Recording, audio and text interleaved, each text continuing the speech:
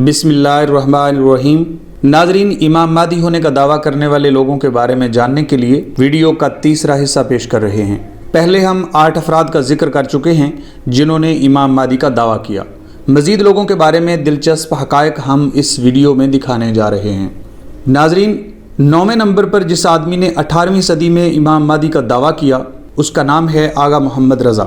मिर्ज़ा आगा मोहम्मद रज़ा bag का ताल्लुक़ मुग़ल अशराफिया से था। उसके वालिदैन का ताल्लुक़ ईरान से था और वो शिया मसलक का पैरोकार था। आगा मोहम्मद रज़ा ने ख़ुद को सूफ़ी बुज़ुर्ग के तौर पर सेहलट के इलाके में मुतारिफ़ करवाया और जल्द ही मुकामी किसानों, फ़कीरों और मुज़ारों को अपना पैरोकार बना लिया, जो जंग पलासी में मुग़लों की शिकस्त के बाद से अंग्रेज़ों के ख़िलाफ़ नफ़रत अंगेज़ जज्बात रखते थे।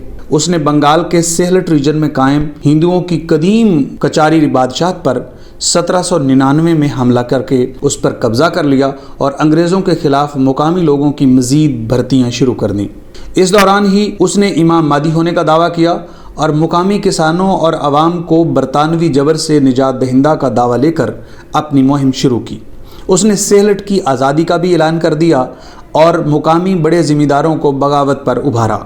बरतानवी सिपाहियों के साथ एक जंग में आगा मोहम्मद रज़ा बरतानिया के जदीद असले के सामने बेबस हो गया और बाद में उसे गिरफ़्तार कर लिया गया। उसे उम्र कैद की सज़ा सुना दी गई और वो बकिया ज़िंदगी कलकत्ता की जेल में कैद रहा और वहीं फौत हो गया। 19वीं सदी में जिन लोगों ने इमाम महदी का दावा किया उनमें नुमाया नाम सैयद अली मोहम्मद शिराजी का है, जो 1819 को पैदा हुआ और बाबी मज़हब का बानी और बहाई मज़हब में मरकज़ी हैसियत रखता है। अली मोहम्मद शिराजी, जिसे बाब भी कहा जाता है, शिराज का ताजिर था जिसने 1844 में सिर्फ 24 साल की उम्र में शियों के 12वें इमाम यानी इमाम महदी होने का दावा कर दिया।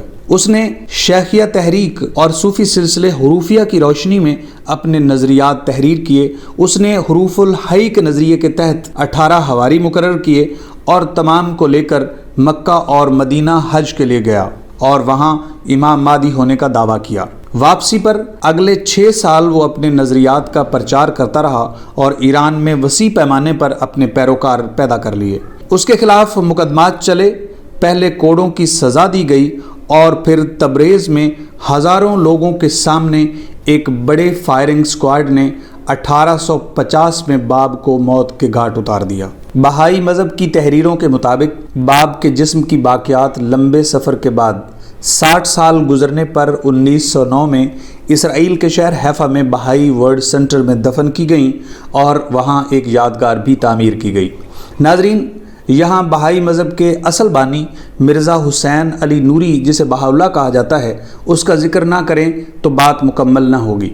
बहाउल्लाह ने बाब के नज़रियात और अकायद की रोशनी में अपने आप को महदी और खुदा की तरफ से मुकर्रर करदा नबी के तौर पर पेश किया। उसने ईरान, इराक़ और वसी इलाकों में इतना असर व रसूख और मकबूलियत हासिल कर ली कि ईरान ने खौफज़दा होकर उसे मुल्क बदर कर दिया। इसके बाद उस्मानी तुर्कों ने भी उसे बगदाद से इस्तांबुल इलाका बदर कर दिया। उसे बहुत सी जलावतनियों और कैद की सज़ाओं को भुगतना पड़ा और आखिर उस्मानी तुर्कों ने अपनी सल्तनत के आखिरी किनारे यानी फ़लस्तीन के शहर अकर में जलावतन और कैद कर दिया। यहाँ पर उसने बहाई मज़हब की ज़्यादातर किताबें और कवानीन तहरीर किए और पूरी दुनिया में अपने मानने वालों को फैलाए। 1892 में बहाउल्लाह फौत हो गया और अकर में ही दफन कर दिया गया। उसकी कब्र आज बहाई मज़हब का किबला है जिसकी तरफ मुंह करके वो इबादत करते हैं। महदी के नाम से उठने वाली तहरीक या नज़रिया अब एक आज़ाद मज़हब का दर्जा इख्तियार कर चुका है जिसे बहाई मज़हब कहा जाता है, जिसका हेडक्वार्टर इसराइल के शहर हैफा में है। बाब और बहाउल्लाह दोनों को बहाई मज़हब का बानी माना जाता है, जिनके पैरोकारों की तादाद इस वक्त कुछ अंदाज़ों के मुताबिक 70 लाख से ज़्यादा है। नाजरीन, अगले जिस मशहूर आदमी ने इमाम महदी होने का दावा किया उसका नाम मोहम्मद अहमद बिन अब्दुल्ला है।